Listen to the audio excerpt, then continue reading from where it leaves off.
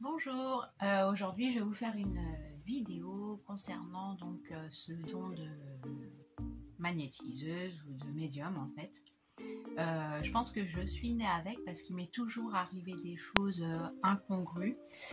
Au départ j'y croyais pas du tout, pour moi c'était des âneries etc.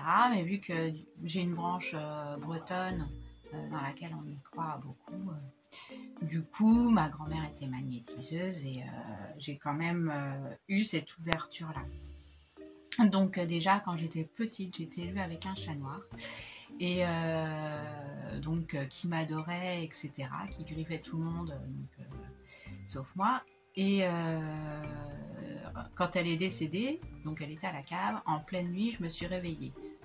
Déjà, ça prouve que le don de télépathie, ça doit exister, puisqu'elle était quand même à la cave et j'étais dans ma chambre. D'autres choses qui me sont arrivées, à l'adolescence, j'ai fait un peu de spiritisme, faire tourner les verres, comme beaucoup d'adolescents, et ça marchait tout le temps extrêmement bien. La première fois, dans l'armoire de ma grand-mère, le chat était enfermé alors qu'il n'y allait jamais. On a ouvert la porte, il est sorti en trombe. Déjà, trop bizarre, le chat super effrayé. Ensuite, en pleine nuit, il y a un piano qui se met à jouer, alors que je sentais comme une présence dans ma chambre. Et n'y croyant pas, me disant que en fait c'était moi qui avais peur et que je me faisais mes petites frayeurs toute seule, j'ai demandé à dire faites-moi un signe, et le piano s'est mis à jouer. C'était toujours pareil, elle tapait comme ça sur les canalisations quand je demandais. Et autre chose qui m'est arrivée, une année j'étais vraiment embêtée, pas de travail, etc. Je vais dans ma boîte aux lettres, j'ouvre, à l'époque il y avait les petites annonces, etc.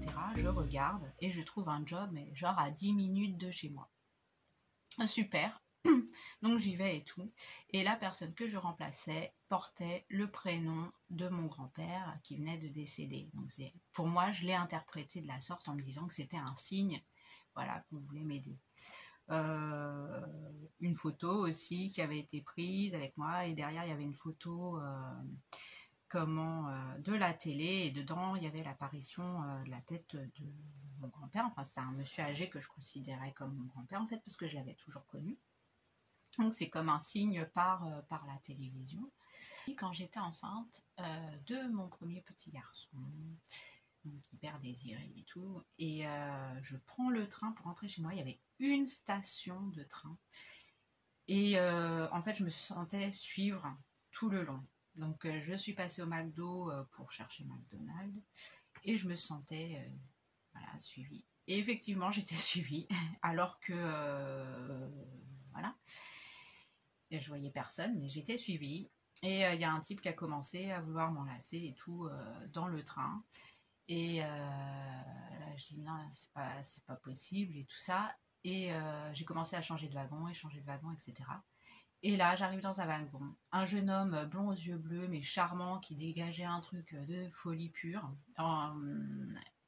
qui était là. Et en fait, il m'a sauvé la vie en quelque sorte, parce que sinon, le type, vu que je rentrais de l'hôpital, et j'étais toute seule dans le train quasiment. Et donc en fait, je l'ai remercié et je lui ai dit que c'était un ange gardien. Ça l'a fait rigoler, mais sur le coup, il m'a vraiment sauvée, quoi. Par rapport aussi aux accidents de voiture, une fois sur un pont, une autoroute où les gens vont très très vite en région parisienne, une voiture avec des jeunes qui avaient fumé du shit, qui nous ont coupé la route en fait. J'ai vu l'accident au ralenti, j'ai regardé la personne qui était à mes côtés, et on a évité l'accident. On aurait dû mais mourir sur place, là où c'était et à l'allure où on allait. Donc voilà. Et l'accident vu au ralenti, en fait, c'est aussi décrit dans les livres de Pierre Jovanovic.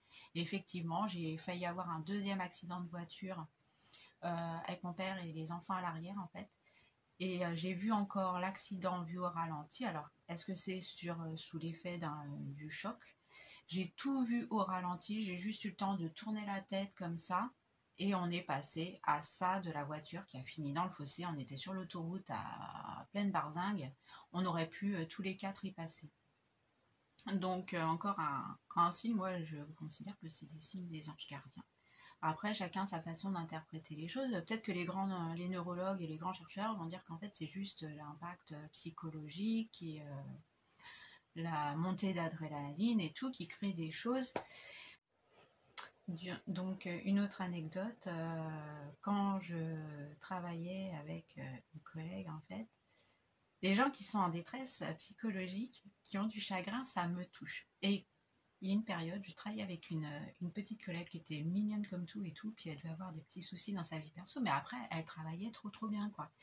Et à chaque fois que je travaillais avec elle, j'arrêtais les appareils électriques en fait. Quand je les avais dans la main, ils ne fonctionnaient pas, j'étais obligée de les poser sur le lit. Donc c'était vraiment pas drôle parce que du coup c'était gênant vis-à-vis d'elle. Et voilà. Et c'était l'époque où j'arrêtais aussi les montres. Donc avec les appareils électriques, pas de bol. Si je suis stressée. Si vous avez des anecdotes similaires, surtout n'hésitez pas à les poster dans les commentaires parce que j'en suis très friande. Après c'est peut-être le fait du hasard. Il y a toujours d'autres explications. Les scientifiques pourront l'expliquer autrement. Moi j'interprète de cette façon. Tout est dans sa façon de voir les choses en fait. Donc j'espère que ça vous aura plu. Si j'en ai d'autres, je vous tiens au courant. Et je vous souhaite une bonne journée. Allez, au revoir.